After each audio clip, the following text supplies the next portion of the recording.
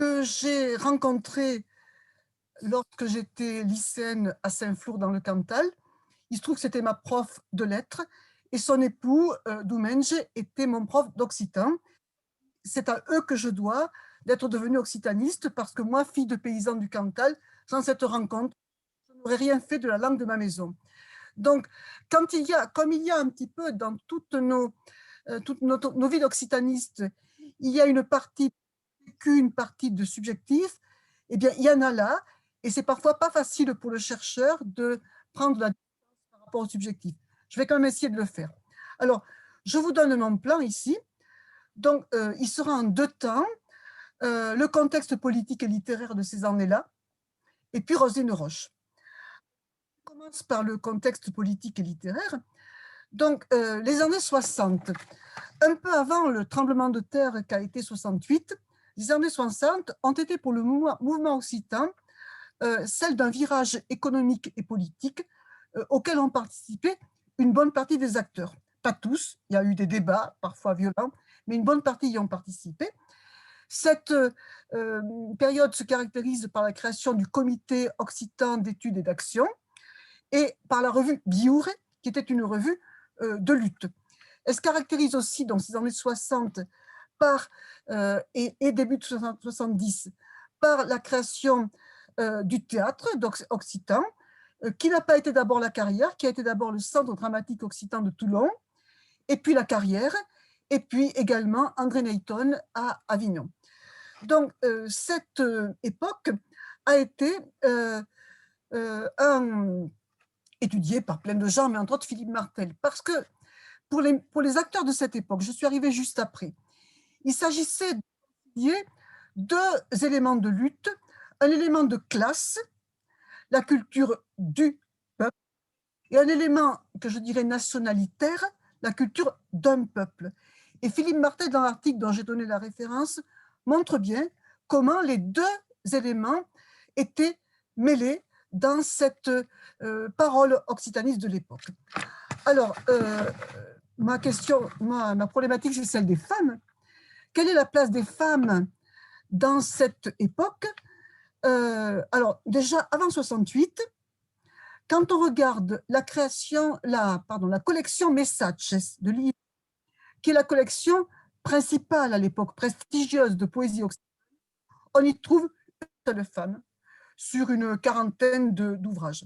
Cette femme, c'est Suzanne Vincenz, qui est par ailleurs André-Paul Lafont, l'épouse de l'époque de Robert Laffont, qui publie un ouvrage en 56, Isuei et Souriaume, la même qui va publier en 62 aux éditeurs français réunis, proche du Parti communiste, une grande anthologie de la poésie occitane, préfacée, pardonnez du peu, par Aragon. Voilà, il y a eu une femme, il y a eu André-Paul Lafont, mais c'est tout. C'est tout. Qu'est-ce qu'il en est après? Qu'est-ce qu'il en est après? Alors, au niveau du théâtre. Au niveau du théâtre, Rose Blain en a parlé un petit peu, un autre contexte à propos d'Aubanel. Au niveau du théâtre, du théâtre de la Carrière, puisque c'est celui que j'ai le plus connu à l'époque, le théâtre de la Carrière a commencé par une pièce qui était Mort et résurrection de Monsieur Occitania, et puis, quelques temps plus tard, donc 5 ans plus tard exactement, Alrang, c'était lui l'auteur sans qu'il l'écrive, écrit La fille de Monsieur Occitania.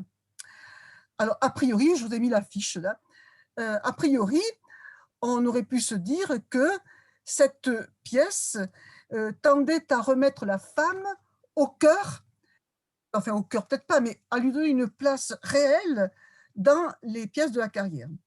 En fait, non. Vous avez là sur l'écran l'image du livre qui a été publié, et vous avez juste à côté à gauche, pardonnez-moi, mais je n'ai pas monté dans le bon sens, peu de temps après, les nanas de la Carrière se disent toutes que la fille de Monsieur Occitania, c'était bien mignon, mais Alran qu'il avait parlé à la place des femmes et qu'elle voulait. Et voilà que les femmes de la Carrière se mettent à écrire plusieurs pièces dont on voit ici le texte. Et là, elles parlent, elles écrivent, elles se mettent en scène, et elles font précéder ce travail, comme la Carrière systématiquement, par une enquête à laquelle à l'époque j'ai participé, auprès des femmes de terrain, sur leur vécu de femmes et d'Occitane. Et les pièces découlent de collectage. Donc, je vous mets ceci pour vous montrer qu'il y avait eu ce besoin de féminisme. Je vais ajouter une en 1977, Université Occitane d'été à Clermont-Ferrand. Et à l'époque, les gens de la Talvère, de la diaspora parisienne, posaient très fortement la question des femmes comme problème spécifique. Et j'ai un souvenir hilarant de l'université d'été où les nanas disent, bon, on va faire un groupe femmes. Et à l'époque, c'était pas mixte. On se réunit entre nous et les mecs, ils étaient emmerdés. Et nous, qu'est-ce qu'on fait? Et je revois encore Teulat qui disait, nous talions de linguistique, et nous, non, on voulait continuer notre groupe femmes. Et c'était très riche parce que on remettait en cause tous les topos de l'occitanisme qui étaient masques, qui étaient vendanges, rugby. Et nous, ça ne nous plaisait pas parce que ça ne correspondait pas à notre vécu de femme. Un homme admis dans ce groupe qui disait « Je viens de perdre un enfant, je n'ai pas pu pleurer parce que les hommes ne pleuraient pas. » Donc, vous voyez, à l'époque, dans l'Occitanie, en plein cœur, université d'été, nous étions vraiment au cœur des problématiques qui se passaient ailleurs. Alors, je passe à la chanson. Alors, bien sûr, tout le monde connaît Marie Rouanet. Pour ceux qui ne l'ont pas lu, je vous conseille d'acheter un livre qui a été édité par Jean Héguin à Lettres Doc, Nouvelles Ezrouch Aoué. Il contient un beau rassemblement de textes de Marie Rouanet qui sont d'une très grande richesse et qui posent la question de la femme de manière, me semble-t-il, complexe, au sens positif du mot complexe. J'ai pris un exemple là, hein, parce que je ne veux pas parler de ça précisément, mais voici l'exemple de ce texte où la femme se pose à la fois dans la mémoire de l'histoire. Elle est née il y a 100 000 ans dans cette terre de cette terre et du soleil. Elle se souvient des Cathares, elle se souvient de Raymond de Toulouse, elle se souvient des vignerons matraqués, elle se souvient des déportés de 1851, coup d'État de Napoléon III, qui a connu en Pays d'Oc une résistance farouche, dans l'Hérault, dans le Var, dans les Alpes d'Haute-Provence, et les résistants au coup d'État de Napoléon ont été déportés à Cayenne. Oui, elle porte la mémoire, Marie Rouanet, comme le fait la chanson à l'époque, qui se voulait aussi une chanson constructrice d'histoire. Bon, mais en même temps, moi j'y trouve là-dedans une résonance de femme, parce que quand vous regardez la fin du texte, et qu'elle dit «Cada nascença es un lençol que se desplega, et cada mort un pau de neu que fond sur le corps, mais sous baigne. Chaque naissance est un drap qui se déplie, et chaque mort un peu de neige qui fond sur le cœur, je me souviens.» Là, je trouve qu'il y a, je ne l'ai pas travaillé, mais je sens une résonance très féminine dans ce texte. Alors, Marie Rouanet n'a pas été la seule chanteuse. Il y a également eu la provençale Miquel, qui est la plus connue parce qu'elle a travaillé ensuite, d'abord elle continue à chanter, et elle a publié ensuite, devenue ensuite journaliste à Vacky, en Provence. Elle a animé l'émission pendant des années. Il y avait également une autre provençale, Nicole, dont je vous ai mis une pochette de disque, parce que sur ce disque qui s'appelle Laïcelli Escapade, elle interprète un texte de Roselyne Roche. Il y a également Claude Galibert, José de Vincenotto, Rosine de Peyre, sa fille Martine, Rosamonde, Jacques Méline, c'est-à-dire à peu près 1 sur 6 de l'ensemble des noms de chanteurs occitans. Il semble qu'il y a beaucoup de femmes, mais de fait, elles sont peu nombreuses. Voilà, en quantité. Je précise que les femmes, comme les hommes de l'époque, avaient choisi dans leur répertoire de chanter la poésie qui s'écrivait à l'époque. Nous sommes très nombreux de ceux à avoir connu la poésie occitane par le chant, avoir retenu par cœur Boudou parce qu'il était chanté. Et bon, les chansons de femmes jouaient aussi ce rôle-là. Je vais bientôt arriver à Roseline. Alors simplement, quel est le support de ces publications et où ai-je trouvé ces femmes? J'ai trouvé dans 2 lieux, ce n'est pas exhaustif, hein. Je l'ai trouvé dans l'anthologie de Marie Rouanet, Occitanie 70, les poètes de la décolonisation, en 77. Je ne vois pas mon bout d'écran parce que je vois vos têtes, c'est très sympa, mais bon. Et dans cette anthologie, il y a 26 noms d'écrivains qui ont publié des ouvrages. Et parmi ces écrivains, une seule femme, Roselyne Roche, 1 sur 26. Au total, si on prend toutes les femmes qui ont écrit et pas forcément publié, ça fait 2 femmes de plus, Maryse Rousse-Boisgontier et Colette Derdevé. Vous voyez, au total, ça fait 3 noms sur 36. Bien, il y a l'autre support sur lequel j'ai travaillé, c'est 2 revues du temps, la revue Biouré du COEA et la revue Oubra d'ours, qui a été créée par la FON à Montpellier au Centre d'études occitanes, donc à la fac. Et dans cette revue, ces 2 revues, on y trouve quelques noms de plus. On y trouve comme écrivaine. On y trouve également Hélène Gracia comme écrivaine. Et notez que la seule qui donne des textes de réflexion, c'est Maryse Rousse. Tous les textes de réflexion théoriques sont confiés à des hommes à ce moment-là. Et Hélène Gracia, elle, par contre, après la guerre, dans les revues liées à l'IEO, Hélène Gracia, elle, publie des textes de réflexion théorique sur l'enseignement. Mais là, ce que je voulais vous montrer, c'est le décalage entre les faits que les nanas ont leur quotidien des œuvres de création, mais la réflexion, c'est pour les mecs. Il y a vraiment, il y a le nombre et il y a le genre de ce que publient les uns et les autres. Je passe à Roselyne. Alors là, attention, regardez bien la photo. Moi, je prends un coup de jeune parce que je suis cachée là derrière, mais j'y étais. Vous avez successivement, à gauche, avec les mains derrière le dos, Jean-Yves, à l'époque, il était barbu. À sa droite, vous avez Joël Meffre. Juste à côté, vous avez Roland Pécou. Au milieu, vous avez notre Philippe Gardy. À côté de Philippe, vous avez Jean-Marie Ozias. Et à l'extrême droite, elle n'a pas fait exprès, et ce n'était pas son genre, Roselyne Roche. Donc, je vais vous la montrer. J'ai d'autres photos, mais je vous ai montré celle-là parce que c'est lié au fait que, voilà, Roselyne, qui est une écrivaine, je vais essayer de le montrer, a été aussi une directrice de revue. Elle a dirigé pendant 5 ans la revue Jour, de 80 à 85. C'est quoi la revue de Jour? D'abord, c'est une belle revue. Une des créations de la FON à l'époque des conflits avec l'IEO. Mireille doit se rappeler des choses là. Donc, l'IEO s'était scindé en 2 à l'époque, et du côté de la FON, pour le dire de manière un peu caricaturale, on créait des choses pour montrer que nous aussi, on savait faire.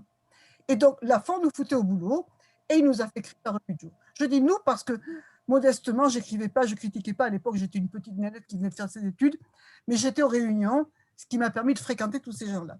Donc, la revue de Jour, Roselyne a dirigé pendant 5 ans.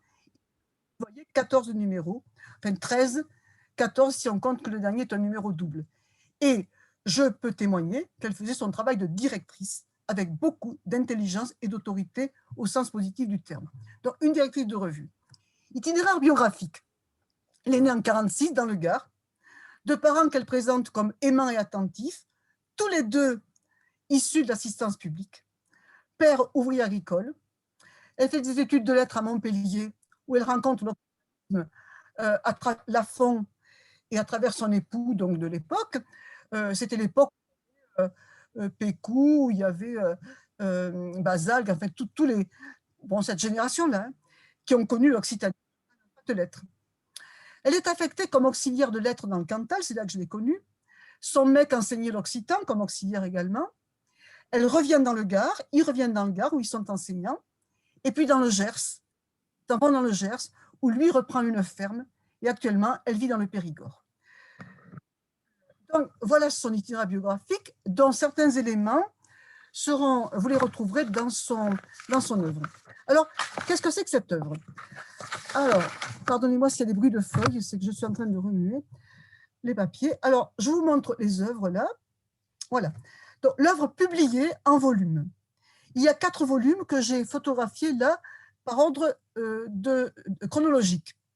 Le premier, c'est Duncios, collection 4 Ebertats, collection militante créée par Jean Larzac, à côté de messages qui avaient plus une visée poético, etc. Larzac crée 4 Ebertats, non l'indique, avait une portée militante. était une poésie de tract. Donc, le premier livre de Roselyne, c'est là. Deuxième livre, c'est un messaggio, On sapacum. Je vous fais remarquer les deux titres. Duncias, elle s'interroge. On sapacum, elle ne sait pas. Et ça, qu'elle commence son œuvre par des questionnements, ça me paraît très caractéristique de ce qu'elle était. Et puis, en 82, tout ça, c'est de la poésie. Hein. 82, elle publie L'Airenadibos chez Venteral, c'est encore de la poésie. En 87, elle publie coédition Jour, un recueil de nouvelles, puisqu'elle est aussi prosiste, comment on dit, c'est prosiste, prosatrice. Elle publie un recueil de nouvelles qui a beaucoup été utilisé en pédagogie, et je ne saurais trop le conseiller aux profs, parce que ces nouvelles passent bien dans un public d'apprenants de l'occitan. J'en parlerai après plus longuement. Et puis, dernier ouvrage, L'Ubiol de la Henno Morto.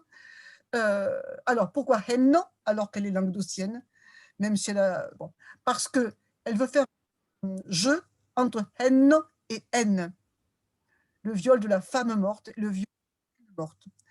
C'est le dernier livre publié, 84. Et puis, elle se tait. Elle se tait. Alors, pourquoi se tait-elle? Bon, je le dirai parce qu'il y a eu toute une époque où, après l'effusion de création, de lecture des années 70, puis 80, mais il y a eu un moment où les gens sont arrêtés de lire et de critiquer surtout. Et Roselyne a arrêté d'écrire, elle me l'a dit, confié, parce qu'elle attend la critique de son œuvre. Et que n'ayant pas de critique, eh bien, elle n'avait plus envie d'écrire.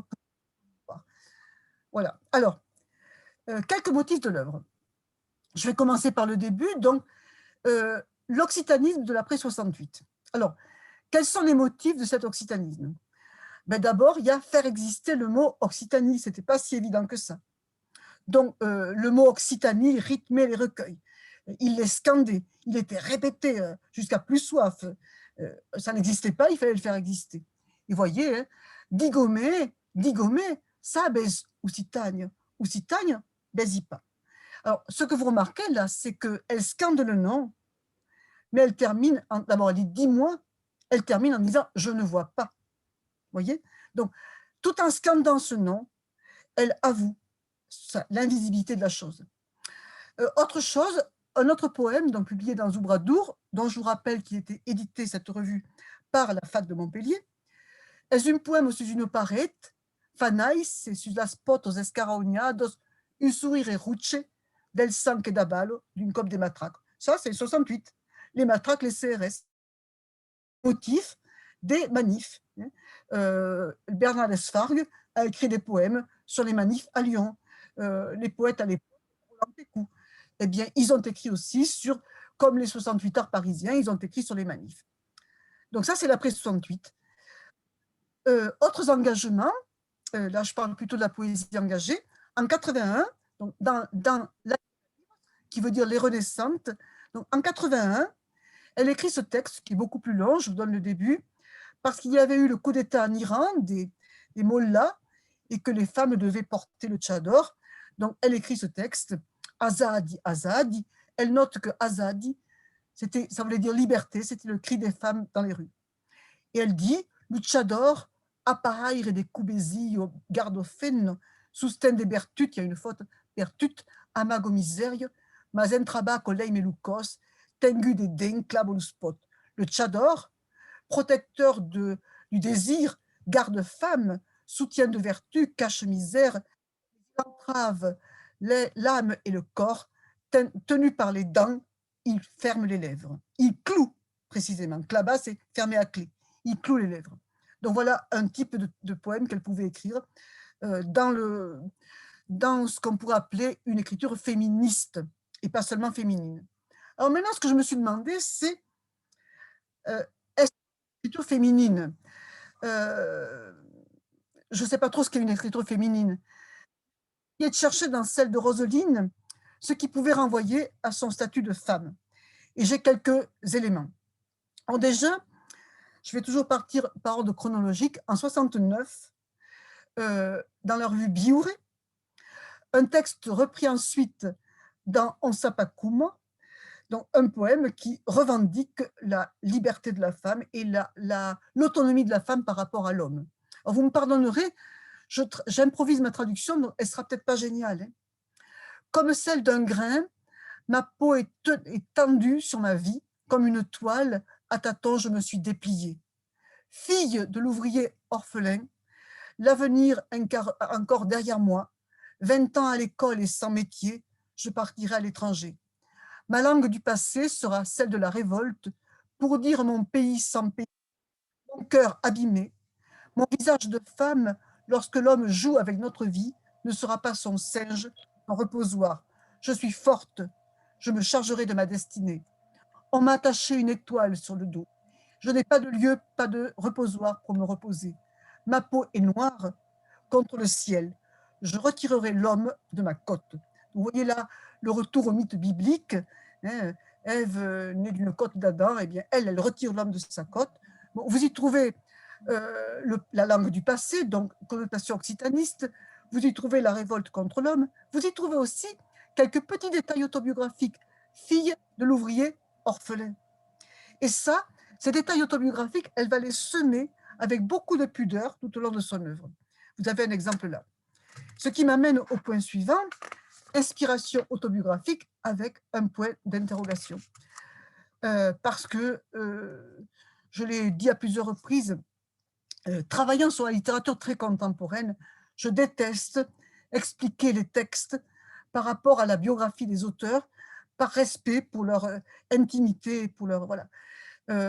Je me permets de dire les choses uniquement quand l'auteur les a vérifiées et qu'il m'a autorisé à les dire. Et j'ai soumis à Roseline mon texte avant de vous le livrer, parce que je ne voulais pas que quoi que ce soit que j'ai écrit puisse heurter sa pudeur et sa discrétion. Donc, je parle ici sous son regard. Bon, elle n'est pas branchée malheureusement, c'est pas le truc, mais je parle sous sa permission. Alors, voici un poème de Hans Sapakoum, deuxième recueil. Assistance au public, per codastre nascu d'une giscle pau pregat, perdut ni une borio montagnarde, abes pagat, à l'escole au Beleu, Marie de Grane, abes compris. C'est un extrait. Hein. Né par hasard d'une éjaculation, je pense, peu désirée, perdu dans une ferme de montagne, vous avez payé. À l'école, bientôt, mauvaise graine, vous avez compris. Alors, dans son œuvre, on trouve beaucoup de récits d'enfants d'assistance publique qui se trouvent à l'école, où tout le monde sait qu'ils sont de l'assistance. Et il y a beaucoup de récits qui sont poignants sur la violence des autres enfants envers ceux-là qui sont de l'assistance. Et c'est violent, et en même temps, c'est très pudique. Il faut deviner. Et ce qui permet de l'expliquer comme je vous l'explique, c'est pas un texte, c'est la confrontation des textes les uns par rapport aux autres. C'est vraiment l'aller et venir, les allées et venues entre un texte et l'autre qui me permettent de dire ça. Alors, voici donc un exemple de texte. Autre exemple, alors à ce propos, hein, dans le recueil Saint-Sonou, la Roumec, Kolubaba ou la télévision, il y a plusieurs nouvelles écrites sur des enfants abandonnés. La Palitesse, la Sperlos, la Berto, ou Libre des géographies. Donc, et ça, c'est très net, hein, c'est des enfants de l'assistance. Le dernier texte qu'elle a publié, en occitan, raconte la recherche des origines de la part d'une petite fille, d'une écolière, qui n'a pas, comme ses compagnes, de grands-parents dans aucun cimetière. Et cette petite fille, elle va au cimetière pour la Toussaint. Elle fait semblant d'avoir une tombe. Elle n'en a pas. Et elle est là parce qu'elle envie les autres qui ont un grand-père enterré. Elle n'a pas de lieu où elle puisse se recueillir et faire appel à son passé. Donc c'est un très beau texte que nous avons publié quand j'étais prof au lycée. Nous l'avons publié dans un recueil qui s'appelle Enfance, dans lequel nous avons publié à la fois 6 écrivains occitans et en même temps des textes d'élèves. Et les textes ont été écrits pour nous, pour le lycée. Le texte je le trouve très beau. C'est un journal. Elle excelle dans le journal. Des petits instantanés qui sont des journaux d'adolescentes qu'elle écrit étant évidemment adulte, mais qui ressemblent beaucoup à ce que l'esthétique du journal adolescent. Alors, autre chose qu'on rencontre souvent dans l'écriture, c'est le désir d'une maison. Le fait d'être fille de l'assistante et aussi le fait d'avoir changé constamment de maison, sur le désir de son mari, je dirais, très discrètement. Je ne pense pas qu'elle l'ait forcément souhaité, même si chaque fois elle s'adaptait. Ce désir d'une maison, il est présent tout le temps. Il était présent dans Duncios, et il est présent dans plein de textes. Je pense à celui-là, que je trouve très beau, publié dans Hoc. C'est une femme enceinte qui parle à son enfant et qui lui dit Ustal Rabina. Attendez, je prends ma feuille parce que je ne vois pas mon écran. Moi. Vous le voyez, mon écran, vous? Oh, oh. Alors, dis une ustal Rabina de Garrigo, une ustal basse, des peires d'esparieiros, a mes loupaliers et l'or d'arier, jugaras, a mes plumos d'égal et sucos de bigno. Mon pichu del ventre, a del ten.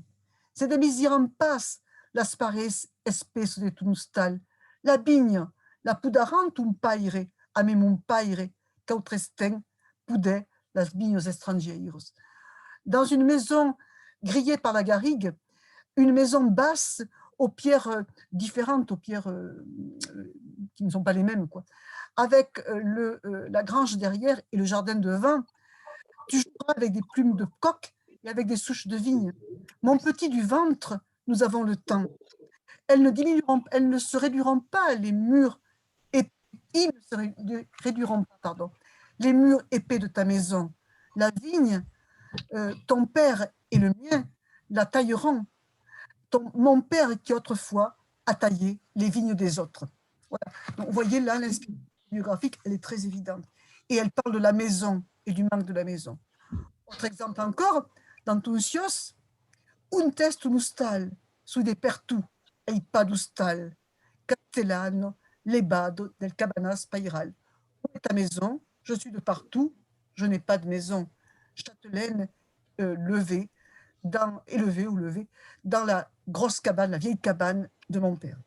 Ou encore, Musta au semparet, musta l'albent gelaire. Ma maison sans mur, ma maison au vent de gel. Donc, la quête d'une maison, autre thème. Oui, c'est ça. Voilà. Douleurs de femme. Alors, les douleurs de femme sont très fréquentes dans l'œuvre, très très fréquentes. Les bonheurs aussi, hein. Il y a des bonheurs. Parole aux Albentres, c'est un poème d'une femme enceinte, un poème en prose d'une femme enceinte, et c'est un poème de bonheur, d'espoir, d'avenir. Mais les poèmes de douleur, les textes de douleur sont, me semble-t-il, nombreux. Plus nombreux, je ne saurais le dire. Donc, c'est la douleur d'une femme dans la banalité du quotidien. Par exemple, voilà. Oui, la banalité du quotidien, celui-ci qui est extrait, je pense, d'une quelque chose qui vient de Hoc, je cherche la référence. Non, c'est publié dans Zubradus. Alors voilà, c'est une femme qui parle, qui parle d'elle, c'est un monologue. Anen, qu'elle tourna à la cousine, faille manger à quel drôle, à quel embuc, ça y est simple, vous voyez, je traduis. Allez, il faut aller à la cuisine pour faire manger cet enfant. Cet entonnoir, ce serait plus facile. Vous voyez? Avec un entonnoir, ce serait plus facile. Bon, c'est violent, mais ça dit aussi ce que vit une femme qui vient d'accoucher, qui se trouve avec un enfant à nourrir. C'est pas si rigolo que ce que l'on veut bien faire croire. Donc, je continue. Lumena paye dans sa cambre. Catarine tire sul vestit per liquita. Jaume bramo de su bras torsut. Bramo che bramaras. Barre la porte. Semba espandi sul liech. Baroulado. Demande a Jean d'assourdir la voix d'aquel avignonenco bestiasso alla radio. Aro che Jaume a cabussat din suom e lo capli bir. Sus duel sunt trempest. Jean li ven pica sus esparlo. E che ja, vos de murassulo beleu. Son les mecs. Oh, excuse-moi bien. Oh, eu vou acabar mon travail. É simple. Plur, ma sengloup e di lucabes. La crei toute une imen crebada de sa jornada. Bol supa e la fa rire, e le bas. Leu fac, lu repais, a me de resto, e de mure, e le engolit. Donc, alors, Il faut revenir à la cuisine, je voulais traduire ça, pardon. Donc, l'emmener dans sa chambre, l'enfant, une fois qu'il a mangé, Catherine tire sur ses vêtements pour les lui enlever. Jaume, c'est l'enfant, crie de tout son bras tordu, qui à cause de son bras tordu, brame que tu brameras, pleure que tu pleureras, crie, tu peux toujours crier. Hein. Elle ferme la porte. Elle s'en va, elle va s'étendre sur le lit, secouée. Elle demande à Jean de mettre en sourdine la voix de cette avignonnaise Bécasse à la radio. Tout le monde a reconnu. Pour les jeunes, c'est Mireille Mathieu. Pour les plus vieux, ils auront reconnu. Maintenant que Jacques, le petit, a plongé dans le sommeil, elle, la tête lui tourne, ses yeux sont mouillés. Jean vient lui taper sur l'épaule. Ah, tu veux rester seule peut-être? Oui, je vais terminer mon travail, moi. C'est tellement simple. Elle pleure, mais sans sanglots, et dans son édredon, ou son truc, là, ce qu'on met sous la tête, son traversin, voilà. Lorsque, enfin, Jean la rejoint, il la croit tout simplement crevée de la journée. Il veut souper et la faire rire et se lever. Vite, avec des restes et la soupe de grimace, hein, et vite engloutie. Vous voyez, c'est la banalité d'une vie de femme, mais moi, je trouve que c'est très, très juste. Alors, ces douleurs de femme sont parfois violentes. Ce qui est violent, c'est la maternité. Il y a plusieurs textes de maternité qui aboutissent à la mort. La palitesse, entre autres, la petite fille, elle est sortie quand sa mère a couché, et quand elle revient à la maison, la sage-femme lui apprend qu'elle la voit avec un pot de chambre, excusez-moi, plein de sang, et elle apprend que la maman est morte, et voilà. Donc la maternité qui peut tuer. L'oppression masculine, qui est parfois une oppression de classe. Il y a un récit de viol qui probablement a été commis par quelqu'un du clan des patrons d'une petite adolescente qui est la fille d'ouvrier agricole. Et on ne sait pas qui l'a violée, puisqu'on l'a violée avec un sac sur la tête, mais on devine que c'est du côté des patrons que la chose s'est faite. Et le viol est présent dans ces textes. Alors, violent aussi, le désir de révolte. Donc, la douleur de l'oppression masculine est présente. La découverte de la sexualité est une découverte radicalement différente entre le petit garçon et la petite fille. Donc, il y a des textes qui en parlent. Quand l'échange essaye de se produire entre les deux, il est impossible. Les langues que parlent l'un et l'autre semblent des langues étrangères, l'une pour l'autre, comme le sont les désirs physiques de l'un et l'autre. Quand la révolte est violente, j'ai l'impression que les silences qui trouent le texte devant l'oppression vécue, qui est suggérée, qui même le viol, on devine, mais il n'est pas dit. Ces silences sont compensés par des tableaux fantasmatiques qui sont vraiment, enfin vous allez voir celui que je vais vous lire là, qui est une manière détournée de traduire la violence. Cadonuec meneghi di uno bassino des sang des porcs. Lausissi che lo stagnum plan planetto, sa garganto battego, sus uels repruvai remetaravelum. Arpategi incessant, me chigli en idulant. Ma me ven purta de tisanos redulento, ma solo di sus brasses. Point de suspension. Et quand la mère vient, la mère lui dit « Sandrine, de que te faguerum, Sandrine digerires ». Donc, si vous voulez, la scène de tuage de porc, de cochon, est une manière de dire, de suggérer peut-être un viol. Enfin, on comprend. Sandrine, qu'est-ce qu'ils t'ont fait? On comprend, mais ce n'est pas dit. Le viol est suggéré à travers la question de la mère et à travers la scène très gore du porc égorgé.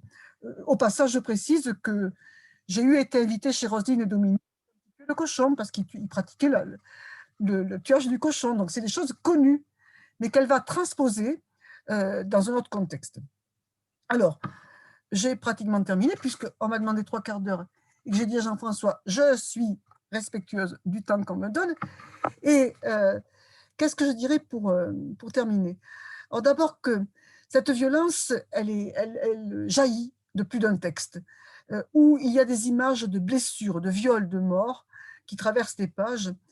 Le titre du dernier livre publié, Le viol de la haine non morte, le viol de la femme ou de la haine morte, est caractéristique et significatif. La forme gasconne, henno et haine, est ici pour l'homophonie. Dans le manuscrit de ce titre bilingue, le français, c'est le viol de la haine morte. Vous voyez, et le sens jaillit là, comme souvent dans des textes bilingues, le sens jaillit de la confrontation des deux versions, l'occitan et le français. Alors, je termine par Philippe Gardy parce que il a dit bien mieux que je ne le ferai. Il a dit ce qu'était l'œuvre de Roselyne Roche, dont moi je ne m'apaise pas du scandale de l'ignorance de cette femme. C'est pour ça qu'il m'arrive de m'énerver contre les étudiants qui ne lisent pas, parce qu'on a des écrivains qui nous offrent de mieux leur œuvre, ce qu'ils ont de plus fort et de plus eux. Et donc, je pense que l'œuvre occitaniste première, c'est de recevoir cette parole qui nous est offerte. Et moi, je me dis que le fait que Roselyne ait arrêté d'écrire en 1994, on a tué quelqu'un là. Pas elle, hein, elle va bien, j'ai eu hier au téléphone. Mais on a tué un être écrivain. Et on l'a tué parce que si elle avait été lue, si elle avait reçu des critiques, elle est très sensible aux critiques négatives. Les critiques, y compris des critiques négatives, elle aurait continué à écrire. Ça, elle me l'a dit et redit. Donc, je donne la parole à Philippe Gardy, qui dit ceci, puisqu'il parle d'elle, dans son ouvrage « Une écriture en archipel », qu'il faut lire et relire parce qu'on n'a rien fait de mieux jusqu'à présent de synthétique sur l'écriture contemporaine. Ça date, mais ce n'est pas dépassé. Et il dit, tout aussi, ben je vous laisse lire, hein, ça me reposera ma voix, je vous laisse lire tranquillement, c'est du français, vous n'avez pas besoin de traduction a priori, sauf s'il y a des occitanophones monolingues auxquels je peux traduire en occitan les paroles de Gardy. Michel Alessio, tu n'es pas monolingue, donc tu n'as pas besoin de traduction.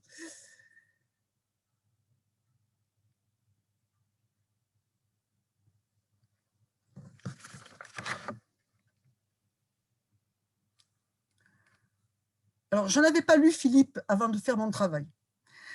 Et quand je l'ai lu, il m'a totalement confortée dans ce que j'avais trouvé dans l'œuvre de Roselyne, parce qu'effectivement, traverser une poésie presque silencieuse, tressée d'ellipses, de sous-entendus, traverser d'hésitations, on sapacum d'uncios, de cris retenus, volontiers maladroits, comme pour noter plus sûrement les interruptions imprévisibles du sens tout court et du sens de la vie.